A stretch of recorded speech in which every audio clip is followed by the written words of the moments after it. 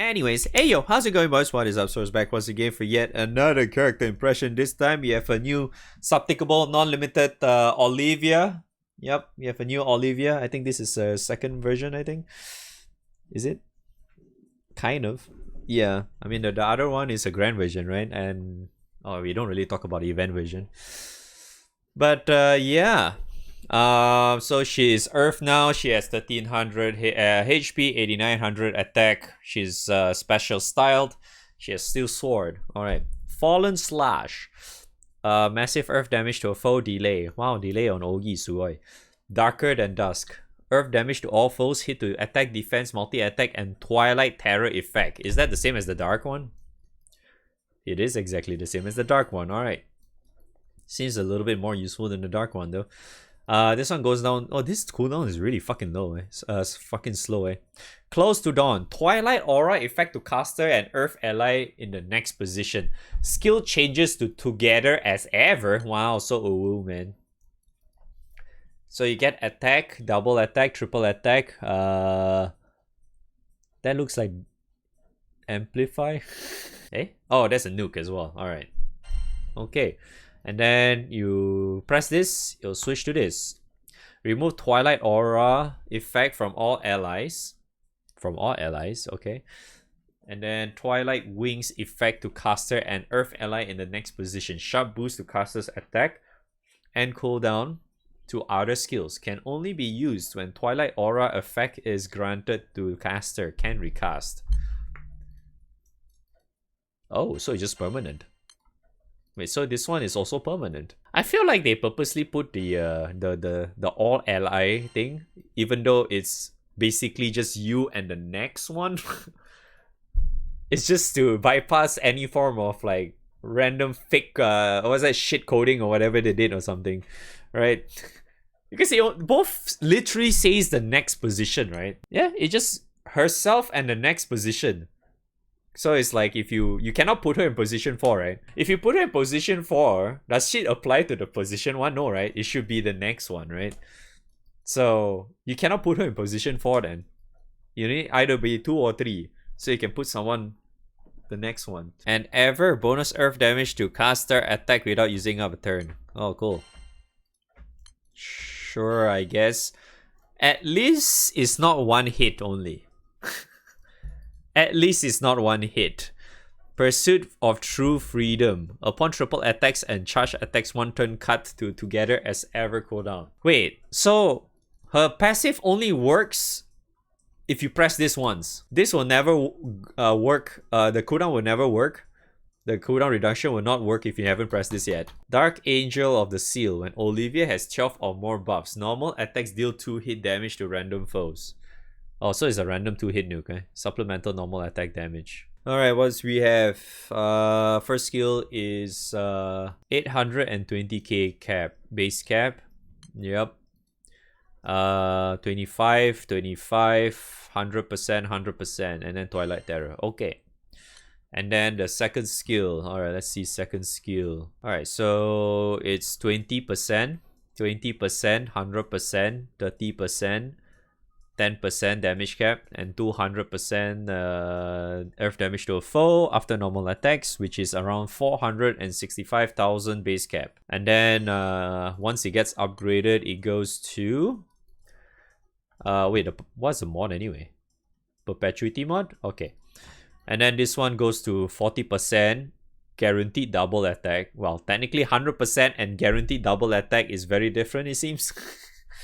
Yeah. So at least if you get like any form of multi-attack down, if you have 100% double attack, right?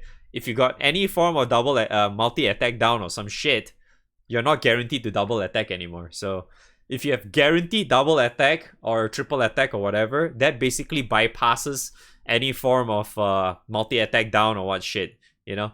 It's like the obvious example, you take the 150 Gold Moon funny gun.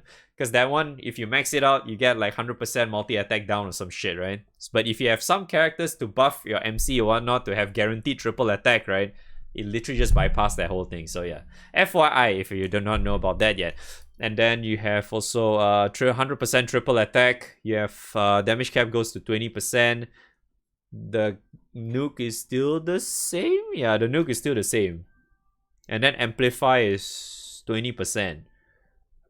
This one is 50% assassin. And then the third skill is 30% echo. This one is pretty straightforward, I guess. What is the nuke?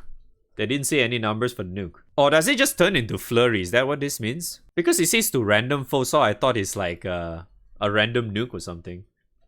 They didn't say the damage for that one. Is there damage for that one? Is flurry? Yeah, so it sounds like it's supposed to be for flurry, right? But at the same time, because the random foes thing kind of threw me off. I thought it was like a random nuke or something. So okay, it just turns into flurry then. And then supplemental is 50k? Sure. Yeah, I mean, she's alright. What's this?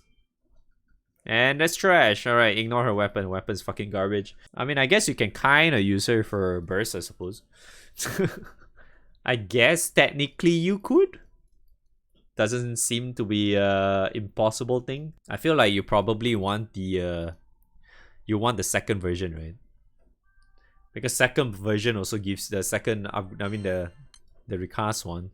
This one gives you amplify, right? But you need to manual quite a bit, so I mean, at least even the first cast is still okay though. You still get extra nuke out of that. She can actually make use of this too still. At least you don't really have to make use of the second one. I feel it is actually possible. Yeah, it is actually possible.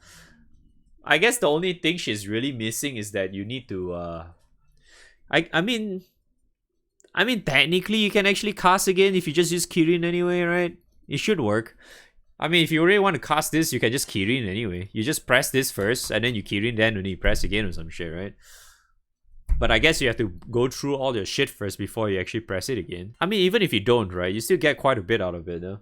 Just getting this too is quite good. It's already pretty huge that you have 30% for the entire turn. 30% echo for the entire turn. She can also attack without using turn, so that's good, right? And then if you have a lot of buffs, which I think is fairly simple to get it, if you just go like Freya buff anyway, or whatever. And then she gets extra supplemental as well, which is really, really good for her too. So it is definitely possible, even without looking at demonstrations, yes. Ogi is fucking shit though. Honestly, her Ogi looks like, huh? It's like just they want her to be a little bit better in full auto setups, so they just put delay or something. the rest is kind of nice, but this one seems so useless. All right, what is her EMP? Let me check her EMP. Yeah, her EMP seems alright. Seems okay because it gives her a lot of raw damage, right? A lot of raw damage. Grab that. Grab that. Grab this too. You don't really need that unless you're playing full auto. Normal at her attack stat isn't really that high because for my case I would most likely use her for burst anyway rather than full auto. So I'll probably put some points in here. I could just put some points in here, maybe put 1 point here, but that's mostly about it. I'm not gonna touch that. I'm not gonna touch this. Wait. What is the accuracy on her Twilight Terror? 100%. Okay. Is her Grand version also 100%? Ah, yes! I just remembered. Her Grand version had problems actually hitting that stupid thing. This thing. I just went and double check. The Grand version accuracy for this is 90%. Apparently the subtext version for this version is 100%. This thing is 100%. So technically, I don't think you really need to... what's that? Max out your debuff success. I know before this, at least the Grand version, you probably want this. Yeah, you probably want just some debuff success in order for you to consistently land this thing.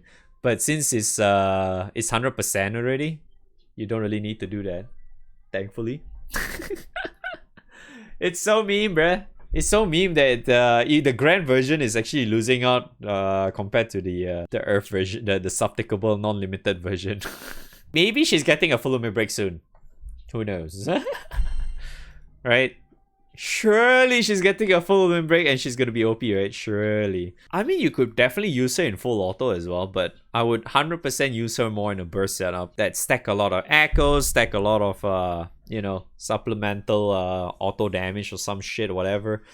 you know, all kinds of stuff, amplify all that crap, you know, with the new opus and stuff coming into play, right? You definitely want all that shit now. Definitely usable with that now. Definitely will make it better if you have hunting as well. So your MC, her does some damage, and then you put Uriel or some shit, and then some other character to give you echo or whatever, and then you call it a day, right?